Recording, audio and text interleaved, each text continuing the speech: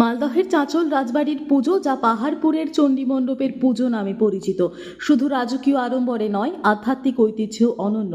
400 বছরের পুরনো এই পুজো আজও একই ভক্তি ও নিষ্ঠায় পালিত হয়। আজ অষ্টমী তিথি। অষ্টমীর সকাল থেকেই অঞ্জলি দিতে ভিড় পাহাড়পুর চণ্ডীমণ্ডপে।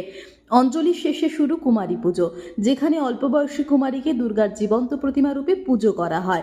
এবছর কুমারী পুজোয় অংশ নেন কৌশানী পাণ্ডে। মন্ত্রোচ্চারণে আরাধ্য হয় দেবী শক্তি, অর্পিত হয় ফুল, ধূপ, ধীপ ও ভক্তির অঞ্জলি।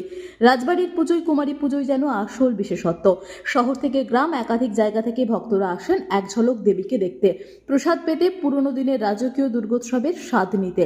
রাজা না থাকলেও, রাজবৈভব না থাকলেও তার প্রচলিত চলা রীতি আজও বজায় রেখেছে এলাকার সাধারণ মানুষ।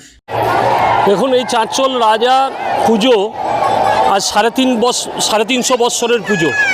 এই পুজোতে নানান জায়গা থেকে মানুষ ছুটে আসে অষ্টমী পুজোর অঞ্জলি দিতে।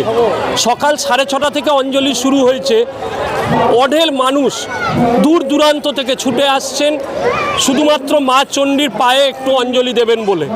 প্রচুর মানুষের ভিড়।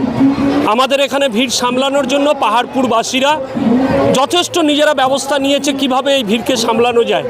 তারই মধ্যে একটু তো হুড়োহুড়ি ঠেলাঠেলি থাকবেই। সঙ্গে আমাদের রয়েছে কুমারী পুজো, যা 11টায় শুরু হবে।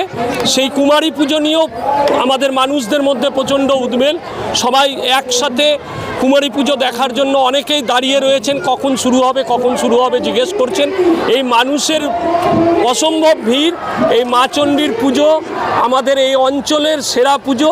সেই পুজোকে নিয়ে সকল মানুষের খুব ভালো একটা রয়েছে।